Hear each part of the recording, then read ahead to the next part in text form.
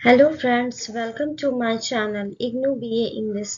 Today we will learn The Negro Speaks of Rivers by Langston Hughes. Today we will discuss about the poems and the summary of the poem. So let's start. I have known rivers ancient and the world and the older than the flow of human blood in human veins. My soul has grown deep like the rivers.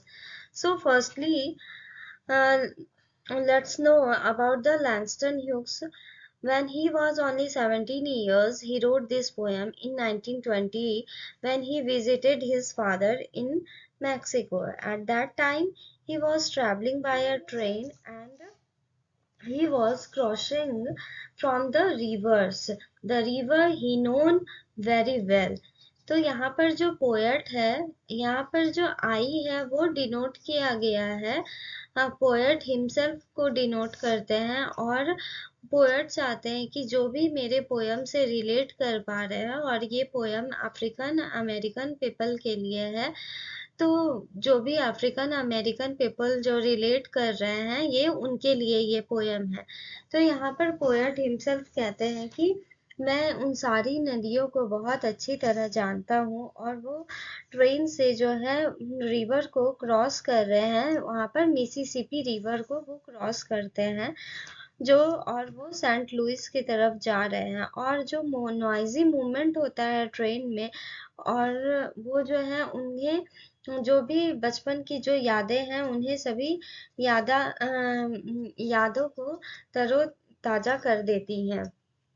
तो यहाँ पर जो है poet जो है कह रहे हैं कि अफ्रीकन पीपल जो है यहाँ पर जो है डील कर रहे थे अमेरिकन पीपल के जो डोमिनेंट कल्चर था, तो उनकी जो इनसेंसिटिवनेस थी उसे जो है वहाँ पे अफ्रीकन पीपल जो है सफ़र कर रहे थे। अफ्रीकन पीपल जो है बहुत सारे प्रॉब्लम्स फेस कर रहे थे with the evolution of human history and civilisation. और यह पोयम जो है यहाँ पर 4 रिवर्स की हेल्प लिया है पोएट ने, जिसमें कि 3 जो नदियाँ हैं वो अफ्रीका के डार्क कॉन्टिनेंट में आती है और एक जो है मिसिसिपी रिवर वो अमेरिका में है। और रिवर जो है ओरिजिनेट कहाँ से हुई है? अर्थ से। तो यहाँ पर जो ये ह्यूमन ब्लड और ह्यूमन वेन्स को बताए हैं पोयम ने, मतलब वो रिवर से तुलना कर रहे हैं इंसानों की कि रिवर नदियाँ तब से है जब ये इंसान के ब्लड ह्यूमन जो है ह्यूमन वेन्स में जब ब्लड भी नहीं आया था तब से ये नदियाँ हैं। तो पोएट कह रहे हैं कि my soul has grown deep like the rivers, मतलब उनकी जो सोल है, उनकी जो आत्मा है वो रिवर की तरह बहुत ही गहरी है, बहुत ही घनत्व है। I bathed in Euphrates when dawns were young. तो यहाँ पर जो है पोएट कह रहे हैं कि उन्होंने यूफ्रेट्स यूफ्रेट्स जो रिवर है उनमें उन्होंने स्नान किया है जब वो बहुत छोटे थे और उनके जो वहाँ पे जो पूर्वज थे, उनके जो पिताजी दादाजी और उनके भी जो बहुत सारे एंसेस्टर थे, वो लोग ने इस रिवर में स्नान किया है। I built my hut near the Congo and it lulled me to sleep. और यहाँ पे इस लाइन में पोयम कहते हैं कि अम, जब मैं कॉन्गो रिवर के नज़दीक जाता हूँ तो ये मुझे ऐसा लगता है कि मैं इसके नदी के किनारे मैं यहाँ पर सो जाऊँ, क्योंकि ये नदी जो है मुझे एक पेस्टोरल फीलिंग, यहाँ पर एक मुझे पीसफुल मैटरनल फील आता है। मतलब माँ का जो प्यार होता है, माँ की जो गोद होती है, माँ की लोरी होती है, वैसा उन्हें फील होता है और वो इन नदियों के जो लहरों की आवाज़ों में उन्हें एक लुलबी फील आती है, मतलब उन्हें स्लीपी फील होता है। तो ये जो भी अफ्रीकन अमेरिकन जो भी पर्सन है जो रिलेट कर पाएंगे, वो जो है ये ट्रू फील करेंगे कि हाँ, इस रिवर के नज़दीक जाके हमें ऐसा फील हुआ। I looked upon the Nile and raised the pyramids ever. तो यहाँ पर पोएट कह रहे हैं कि मैंने जब नाइल रिवर को देखा तो मुझे यह ख्याल आया कि यहाँ पर जो पिरामिड है, जो नाइल रिवर कहाँ पर है? इजिप्ट में है। नाइल रिवर इजिप्ट में है। और यहाँ पर जो पिरामिड है, इजिप्ट में जो है पिरामिड जो है वो बहुत ही फेमस है, वो 7 वंडर्स ऑफ वर्ल्ड है।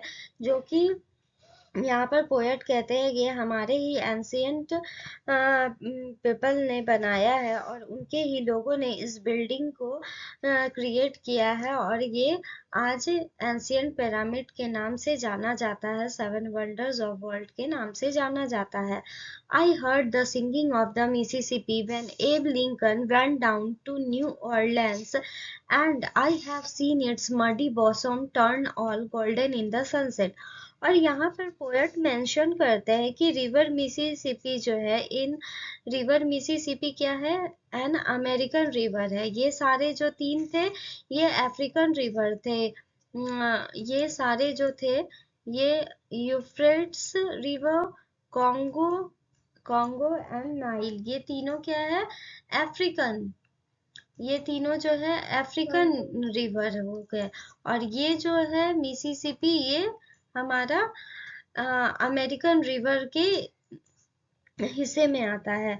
तो अमेरिकन रिवर, यहाँ पर पोएट एक टर्निंग पॉइंट बताते हैं कि अफ्रीकन जो है रिसेंट टाइम्स में 19th और 20th सेंचुरी में उन लोगों को जो है US people means American people किस तरह से हैरेस करते थे, क्योंकि वहाँ पे वो लोग बहुत ज़्यादा डिस्टर्ब रहते थे अफ्रीकन पीपल। क्योंकि जब कॉलोनाइजेशन एक स्टार्ट हुआ, जब स्लेव ट्रेड स्टार्ट हुआ, तब जाकर जो है जब एक जगह से दूसरी जगह सामान जो है ले जाया जाता था, तब अफ्रीका अफ्रीका में जो है वो ट्रांसपोर्ट होता था। यूएस का सामान जो है ट्रांसपोर्ट होता था मिसिसिपी रिवर के थ्रू। और यहाँ पर जो है अफ्रीकन पीपल को बहुत ज़्यादा परेशानी होती थी। और पोएट जो है यहीं पर इस पोयम को क्लोज करते हैं, बट यह पोयम का यहीं पर सनसेट नहीं होता है, क्योंकि यहाँ पर जो है पोयम जो है बहुत, यहाँ पर रिवर की जो डीपनेस है उसको वो अपनी सोल के डीपनेस से दिखा रहे हैं कि ये जो एंशियंट डस्की रिवर्स है, तो ये डस्की जो है, ये जो डार्क इन कलर है, ये जो dusky reverse means dark in colour. तो यहाँ पर जो कॉन्गो और नाइल और द ऑरिलेंस का जो क्वोटेशंस था, तो वो जो है मतलब जो भी प्रॉब्लम्स थे, अफ्रीकन लोग इतने सारे प्रॉब्लम्स फेस करके भी उन्होंने हार नहीं मानी, और उन्होंने इस टफ टाइम का जो है मिलकर जो है एक टीम बनाया, और वो लोग जो है अपने आप को बहुत ही मजबूत करके जो है सरवाइव कर रहे थे। और यूएस पीपल जो है अफ्रीका को मतलब अपने हिस्से में लेना चाहते थे, तो इसलिए बहुत ज़्यादा डिस्टरबेंस था। सो I have written a summary for you, so please write down in your copy, that will be helpful for your examinations. So let's repeat it. Langston Hughes was only 17 years when he wrote this poem in 1920. At that time, he visited his father in Mexico. The poem has linked the history of 4 rivers, 3 African rivers, and 1 American river. The train by which the poet was traveling was crossing the Mississippi rivers and going to St. Louis. The noisy movement of that train, the muddy water in the river, and clouds of summer touched his heart. The stanza 1 clarification. The poem is the first person, the poet himself, and the person who relates to the poet. The poem is for Afro-American who deals the problem of a dominant culture that have been insensitive to human sufferings. Here Africans facing the problem with the evolution of human history and civilizations. The poet take help of 4 rivers, in which 3 of them flow in dark continent, that is Africa. Rivers are originated with the earth, are older than the human beings, that is older than the flow of human blood in human veins, Africans were facing colonial experience, dislocations, and hardship. The example of rivers are taken by the poet are showing the deep sense. Now stanza 2. Here civilization, the Euphrates is the longest and one of the most historically important rivers of Western Asia. I bathed in the Euphrates when downs were young.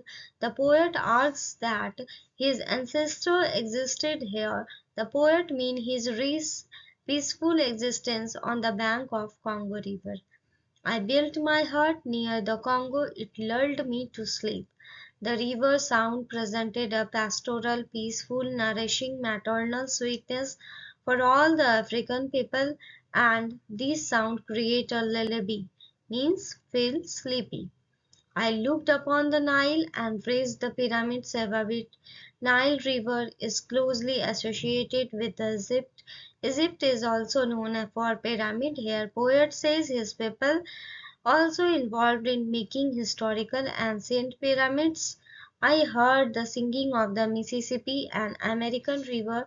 The poet tells the history of very much disturbed when colonization and slave trade began, when his people were transported to the US by the Mississippi River over the centuries, and the US disturbed Africans, but their surviving spirit has continued.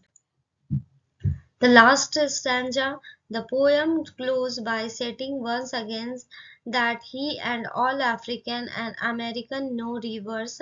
Now he is black man who has toiled up in civilization and has experienced the pain of slavery and racism.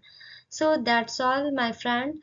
I hope you all like this video. So please like, share and subscribe my channel for more videos.